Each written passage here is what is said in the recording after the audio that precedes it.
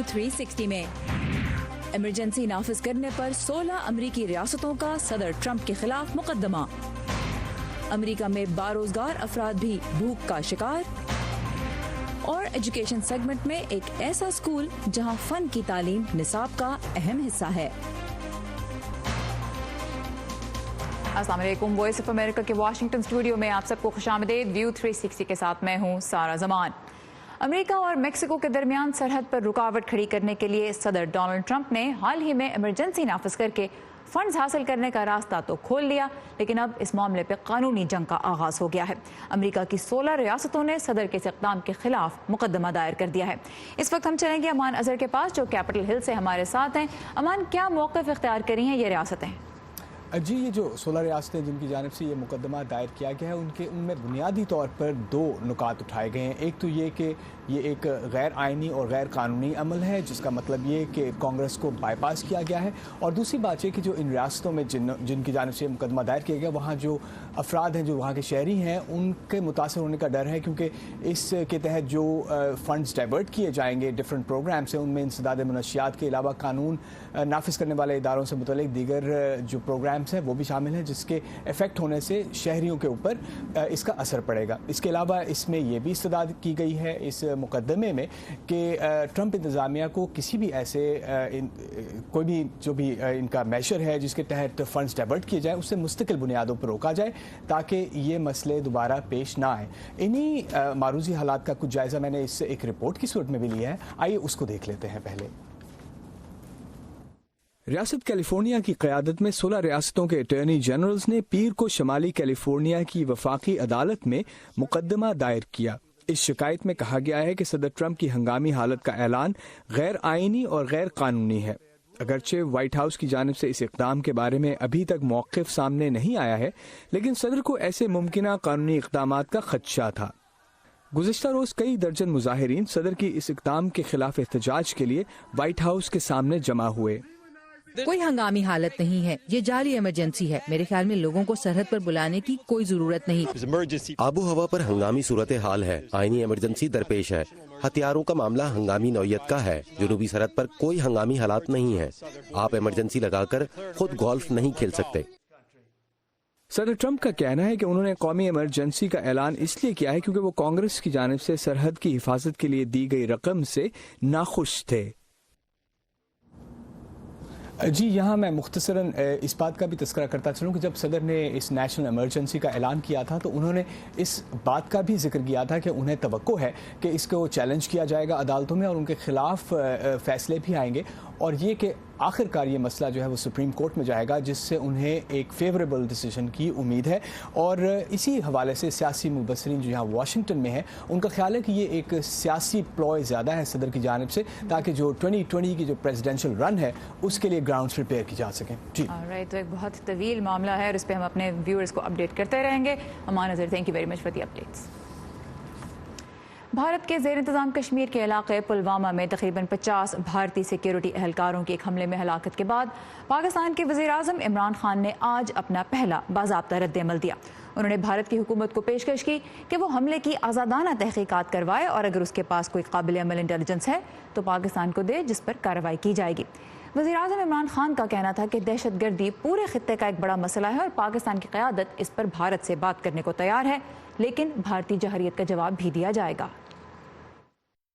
अगर आप ये समझते हैं कि आप पाकिस्तान के ऊपर कुछ किसी किस्म का हमला करेंगे, पाकिस्तान रिटेलिएट करने का सोचेगा नहीं, पाकिस्तान रिटेलिएट करेगा। पाकिस्तान कोई और दूसरा रास्ता नहीं होगा रिटेलिएट करने के बगैर, जवाब देने के बगैर।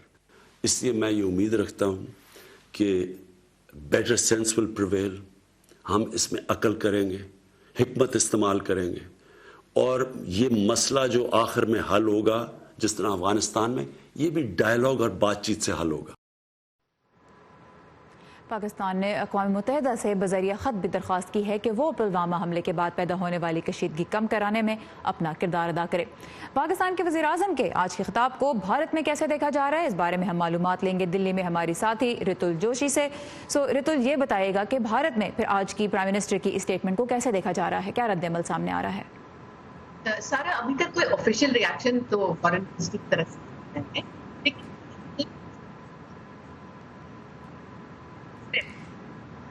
मैं कुछ टेक्निकल मुश्किलात पेश आ रही हैं, कुछ ऑडियो में कुछ इश्यूज इस वक्त हो रहे हैं। रितुल, एक दफ़ा फिर मैं आपसे ये सवाल करना चाहूँगी, हम कोशिश करेंगे कि हमारा राब्ता रितुल के साथ एक मरतबा फिर ऑडियो का जो राब्ता है वो कायम हो सके, क्योंकि कुछ अहम इश्यूज़ हैं इस वक्त जिनसे साउथ एशिया में डील किया जा रहा है। तो रितुल, एक दफ़ा फिर हम कोशिश करते हैं, अगर आप बता सकें कि क्या रद्द-ए-अमल सामने आ रहा है भारत की जानिब से।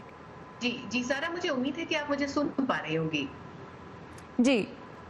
जी सारा, देखिए जो रिएक्शन है, अगर आप भारत का रिएक्शन देखें, ऑफिशियल रिएक्शन फिलहाल कोई नहीं आया है, लेकिन जितने भी एक्सपर्ट से मैंने बातचीत की, जितने भी जानकार लोगों से बात की, सबका ये कहना है कि बहुत ही एक्सपेक्टेड लाइंस पे बातें आई हैं इमरान खान की तरफ से। उन्होंने एक एक्शनेबल इंटेलिजेंस की बात की, उन्होंने ये कहा कि हम कोशिश करेंगे कि प्रोग्राम में आगे चल के रितुल के साथ हमारा राब्ता हो सके, क्योंकि ऑडियो में इस पर कुछ मुश्किलात पेश आ रही हैं। बहरहाल एक और अहम मौजू की तरफ में बढ़ेंगे जिसका ताल्लुक बैन अवी उमूर से है, और वो है ईरान और अमेरिका और उसके अलावा यूरोप। इनके दरमियान जो जौहरी मुआहदा हुआ था 2015 में, उससे अमेरिका निकल चुका है। उसके बाद से ईरान का कहना है कि यूरोप इस मुआहदे को बचाने में नाकाम हो रहा है और ईरान के अंदर जौहरी प्रोग्राम पर काम दोबारा शुरू करने के लिए अवामी दबाव भी बढ़ा है। हाल ही में जर्मनी के शहर म्यूनिख में होने वाली सिक्योरिटी कॉन्फ्रेंस में ईरानी वजीर खारजा जवाद जरीफ ने अमेरिका और इसराइल पर इल्जाम आयद किया कि वो ईरान पर जंग मुसल्लत करना चाहते हैं। दूसरी जानिब अमेरिकी नायब सदर माइक पेंस यूरोप पर इल्जाम आयद कर चुके हैं कि वो ईरान की मदद कर रहा है। तो अमेरिका और ईरान के दरमियान तनाव यूरोप के लिए कैसी मुश्किलात पैदा कर रहा है, इसी बारे में मजीद जानते हैं इस रिपोर्ट में।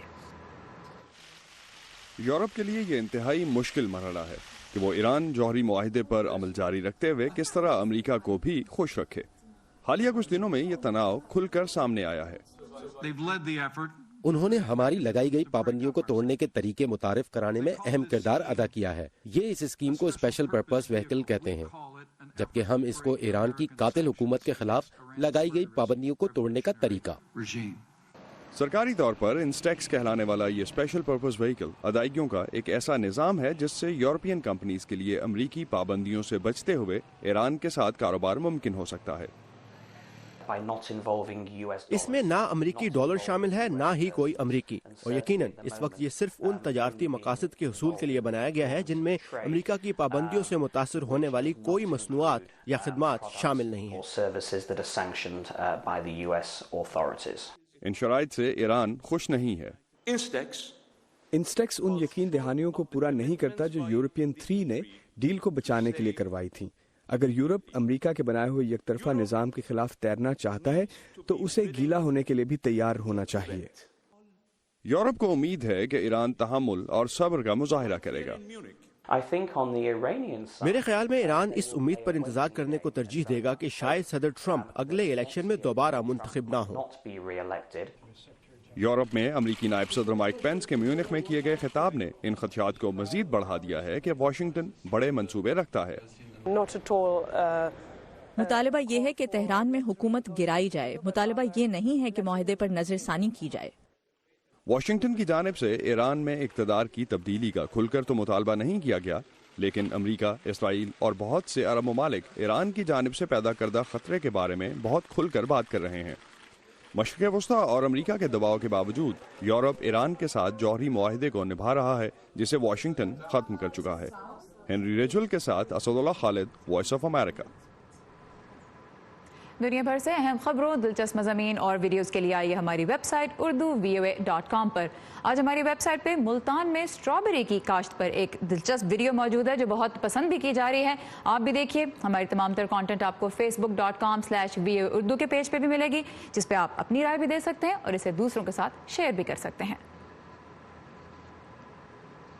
आमतौर पे भूख को गरीब और बेरोजगार अफराद का ही मसला समझा जाता है, लेकिन हकीकत यह है कि हंगर फ्री अमेरिका नामी तंजीम के मुताबिक अमेरिका में हर 10 में से एक शख्स ऐसा है जो काम तो करता है फिर भी उसे पेट भर खाना नहीं मिलता, और हर छठा बच्चा किसी ऐसे घर में पल रहा है जहां खाने को कम है।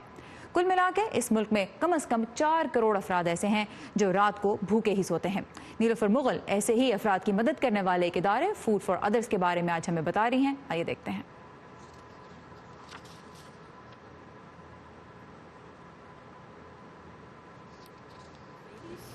جینی ڈلسٹ گزشتہ 4 سال سے ہر ماہ فوڈ فار ادرس کے اس گودام میں کھانے پینے کا سامان لینے آتی ہیں۔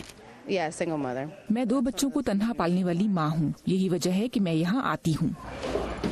یہ ادارہ جینی اور ان جیسے بہت سے ضرورت مند افراد کو کھانے پینے کی اشیاء مفت فراہم کرتا ہے۔ میں معذوری کی وجہ سے کام نہیں کر سکتا، میری آمدنی بہت کم ہے، اس لیے میں یہاں اس مہینے کا راشن لینے آیا ہوں۔ فوڈ فار ادرس گزشتہ 25 سالوں سے امریکی ریاست ورجینیا میں کمیونٹی، فوڈ ڈونرز اور مالی امداد کے ذریعے بھوک کے مسئلے سے نمٹنے کے لیے کوشاں ہے۔ ادارے کا کہنا ہے کہ لوگ مختلف طرح کی ہنگامی صورتحال کی وجہ سے یہاں خود آتے ہیں یا کاؤنٹی انہیں بھیجتی ہے۔ ضروری نہیں کہ وہ غریب ہوں یا ان کی جیب میں پیسے نہ ہوں۔ اکثر لوگ اخراجات کی زیادتی کی وجہ سے کھانے پینے کا خرچ نہیں اٹھا سکتے۔ عام طور پر ہم بچوں والے خاندان دیکھتے ہیں، ہو سکتا ہے کہ وہ 2 یا 3 نوکریاں کر رہے ہوں لیکن ایک مہنگے علاقے میں رہتے ہوں۔ وہ کرایہ، گاڑی، پیٹرول اور دیگر تمام ضروریات پوری نہیں کر سکتے، اس لیے وہ عارضی طور پر خوراک کے لیے یہاں آتے ہیں۔ لوگوں کو ہمیشہ ہی اس تک چل کر آنا نہیں پڑتا، بلکہ یہ تنظیم خود بھی خوراک کو ضرورت مند اداروں تک پہنچاتی ہے، جیسا کہ بے گھر افراد کے شیلٹرز یا لاوارث اور ضرورت مند بچوں کے پروگرام۔ ادارے کا کام رضاکاروں نے سنبھالا ہوا ہے۔ دوسروں کی مدد کرنے والے یہ رضاکار ذاتی زندگی میں بھی تبدیلی محسوس کرتے ہیں۔ اس سے مجھے ہمیشہ اپنی کمیونٹی میں لوگوں کی ضرورتوں سے آگاہ رہنے میں مدد ملتی ہے۔ کیتی ہاکسائر گزشتہ 14 سالوں سے یہاں کام کر رہی ہیں۔ یہاں کام کرنے سے مجھے احساس ہوا ہے کہ خوراک کو ضائع نہیں کرنا چاہیے، اور اس طرح کے اداروں میں آنے والوں کی عزت نفس کا بھی خیال رکھا جاتا ہے اور ان کی شناخت کو پوشیدہ رکھا جاتا ہے تاکہ انہیں شرمندگی کا احساس نہ ہو۔ تقریباً 35 روز کے شٹ ڈاؤن کے دوران جب وفاقی ملازمین کو یہاں تنخواہیں نہیں مل رہی تھی، تب بھی یہاں کے رضاکاروں نے درجنوں ایسے خاندانوں کی مدد کی جنہیں خوراک کی ضرورت تھی۔ یہاں کے منتظمین کو امید ہے کہ وہ آئندہ بھی ایسی ہنگامی صورتحال کے لیے تیار رہیں گے۔ Nilofar Mughal, voice of America, Fairfax, Virginia. انسان کی ذہنی اور تخلیقی صلاحیتوں کو پروان چڑھانے میں آرٹس کا بہت اہم کردار ہے۔ اس ہفتے کے ایجوکیشن سیگمنٹ میں سحر ماجد ہمیں لے کے جا رہی ہیں واشنگٹن ڈی سی کے ایک ایسے اسکول میں جہاں ڈانس، موسیقی اور تھیٹر آرٹس نصاب کا حصہ ہیں۔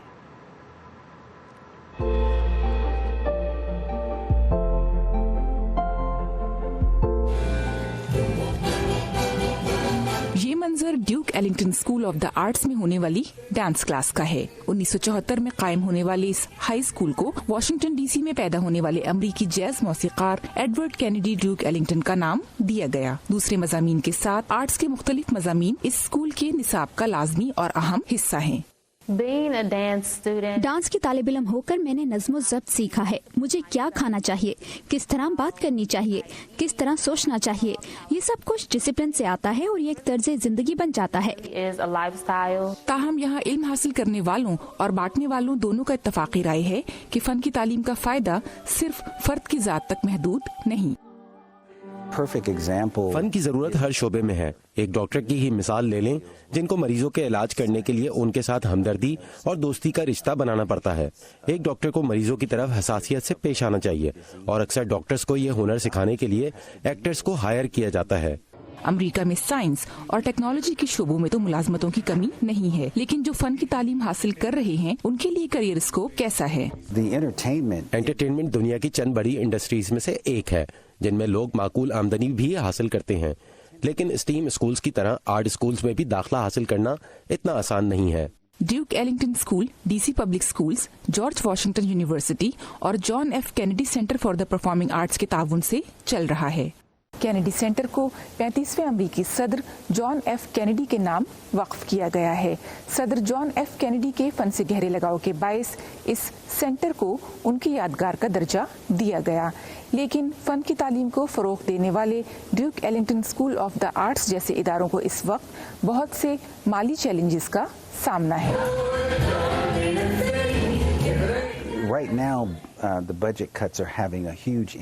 اس وقت بجٹ کٹوتیوں سے بہت زیادہ اثر پڑ رہا ہے، لیکن ہمارے پاس اب اس کے علاوہ کوئی چارہ نہیں کہ اب ہم عوامی نمائندوں اور عوام کے پاس جائیں اور انہیں ان پروگرامز کی اہمیت کے بارے میں بتائیں جو لوگوں کو معاشرے کا حصہ بنانے میں اہم ہیں۔ फन के शोबे से मुंसलिक लोगों का ख्याल है कि आर्ट्स की तालीम को प्राइमरी और मिडिल स्कूल्स के निसाब का हिस्सा हर हाल में होना चाहिए, क्योंकि जिस तरह डॉक्टर्स किसी मुआशरे की जिस्मानी बीमारियों का इलाज करते हैं, उसी तरह फनकारों की मौजूदगी मुआशरे की ज़हनी सेहत के लिए बहुत जरूरी है। सहर Majid, voice of America, Washington. चले इधर आ जाए, इधर थोड़ा सा थोड़ा इधर हो जाए। हम सब अपने आप में कहाँ परफेक्ट हैं? ये जो हमारे आसपास के लोग हैं ना, अजीफा का जब उसके बाजू प्रोस्थेटिक्स लगे, यही एक दूसरे को बेहतर बनाते हैं और फिर मिलकर एक बेहतर मुल्क बनाते हैं हम। लेकिन मुल्क भी अपने आप में कहाँ परफेक्ट होते हैं? तो दुनिया के दूसरे मुल्क एक दूसरे के लिए हाथ बढ़ाते हैं। ऐसे ही तो एक बेहतर दुनिया बनाते हैं हम। One teacher, one book and one pen. और दुनिया में कहाँ क्या हो रहा है, हिंदुस्तान और पाकिस्तान इसीलिए तो दिखाते हैं। नए वज़ीर-ए-आज़म इमरान खान ने इस एग्जीबिशन के डिजाइनर डोनाल्ड ट्रंप की हिमायत का वरना अपने आप में हम सब कहाँ परफेक्ट हैं? ये मैं हूँ आपका मेजबान खालिद हमीद। व्यू 360 सिर्फ आज न्यूज़ पर।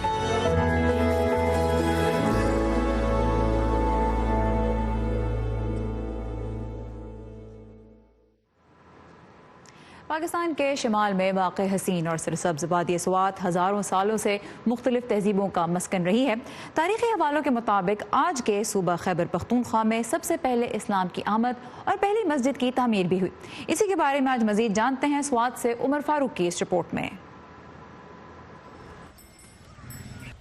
तारीख दानों के मुताबिक 11वीं सदी ईस्वी तक वादी स्वात हिंदू और बुद्ध मत का मस्कन था, जहां पहली मरतबा 1048 ईस्वी में अफगान हुक्मरान महमूद गजनवी की अफवाज ने हमला करके यहां बुद्ध मत के आखिरी हुक्मरान राजा गिरा को शिकस्त दी और इस मस्जिद की तामीर की। उडिग्राम का इलाका स्वात में एक मशहूर तरीन इलाका, ये एक मेट्रोपॉलिटन सिटी के तौर जाना जाता था, जहाँ पे उस वक्त का बादशाह बैठता था। तो अभी भी उसके जो किले और महल के आसार हैं वो मस्जिद के ऊपर आपको मिलते हैं। 33 साल कबल तक ये मस्जिद पहाड़ के दामन में छुपी रही, जब पहली मरतबा 1985 में अतालवी मिशन के माहिरीन ने इसे दरियाफ्त किया।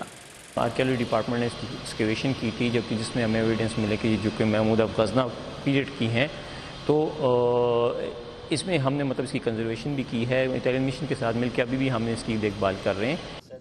मस्जिद की बाकियात में एक कुतबा भी लगा है, जिससे ये जाहिर होता है कि ये मस्जिद यहाँ पहले से मौजूद बुद्ध मत की इबादतगाह के मकाम पर तामीर की गई थी। ताहम पेशावर म्यूजियम के रिसर्च ऑफिसर नवाजुद्दीन इस अंदाजे को रद्द करते हैं। जो गज़नवी मास्क है, इस तरह हमें कोई लिटरेरी सोर्सेज हमें कोई नहीं मिलते कि जिसमें मतलब किसी मंदिर को या किसी इबादतगाह को डिमॉलिश करके ये मस्जिद बनाई गई हो। हाँ, आप आम भी खुदाई करें, आप मतलब वो घरों के लिए वो पत्थर भी जमा करते हैं, तो हमें इस तरह के कीमती पत्थर मिलते हैं, इस तरह के जिस पे नक्श निगार बने होते हैं। फजल खालिक समझते हैं कि स्वात में पत्थर दौर से लेकर आरियाई और मौजूदा वाली स्वात तक की तारीख मौजूद है। अगर हुकूमत इनकी बाकायदा देखभाल और तशहीर करे तो ये दुनिया भर के सियाहों को मुतवज्जा करके ज़र मुबादला कमाने का जरिया बन सकती है। Umar Farooq, voice of America, Swat. और अब एक मरतबा फिर हम चलेंगे दिल्ली में हमारी नुमाइंदा रितुल जोशी की जानिब, जिनसे हम ये जानना चाह रहे हैं कि आज जो वज़ीर आज़म पाकिस्तान ने खिताब किया भारत की जानिब, जो उन्होंने मौक़िफ़ इस दफ़ा इख्तियार किया है पुलवामा हमले के बाद, उसको भारत में कैसे देखा जा रहा है? जी रितुल। जी सारा, जो एनालिस्ट हैं यहाँ पे, जितने भी माहिरीन हैं, उनका ये कहना है कि बहुत एक्सपेक्टेड लाइन पर ही इमरान खान का रिएक्शन था, क्योंकि जब हमला हुआ था पुलवामा का, उसके बाद से ही पाकिस्तान की लाइन ये रही थी कि पहले हमें सबूत दिए जाएं। आज उन्होंने भी सबूतों की बात की, एक्शनेबल इंटेलिजेंस की बात की। اور یہ بھی کہا کہ جب تک بات چیت نہیں ہوگی، جب تک رابطے نہیں ہوں گے دونوں ملکوں کے بیچ، کیسے کوئی بھی مسئلے کا حل نکلے گا. اور جو انہوں نے ایک بہت اگریسو پوسچرنگ کی کہ اگر بھارت کوئی ایکشن لیتا ہے تو وہ بھی ریٹیلیٹ کریں گے، وہ بھی ایک ایکسپیکٹڈ ہی ریئیکشن دیکھا جا رہا ہے. کیونکہ دیکھیے پوسچرنگ کا گیم یہاں دونوں ملکوں کی طرف سے اس وقت چل رہا ہے. اگر بھارت کا اسٹینڈ تھوڑا اگریسو ہوتا ہے تو بہت کوئی پلائبل یا ویک اسٹینڈ لیتا ہوا پاکستان بھی دکھ نہیں سکتا. تو بہت ایکسپیکٹڈ لائن پر ہی اس پورے ریئیکشن کو دیکھا گیا ہے. اور ایک چیز اور بھی ہے، کیونکہ محمد بن سلمان کا ایک بڑا سکسیسفل پاکستان کا وزٹ ہوا ہے، تو ایک یہاں پہ اوپینین یہ بھی آ رہا ہے کہ جو بھارت کی پوری کوشش تھی کہ ڈپلومیٹک آئسولیشن کیا جائے پاکستان کا، لیکن وہ $20 بلین کی ڈیل کے بعد اور جس طرح کی کماڈری نظر آئی تھی عمران خان اور محمد بن سلمان کے بیچ، تو لگتا ہے کہ وہ آئسولیشن والی چیز فی الحال تو نہیں ہو رہی ہے سارا.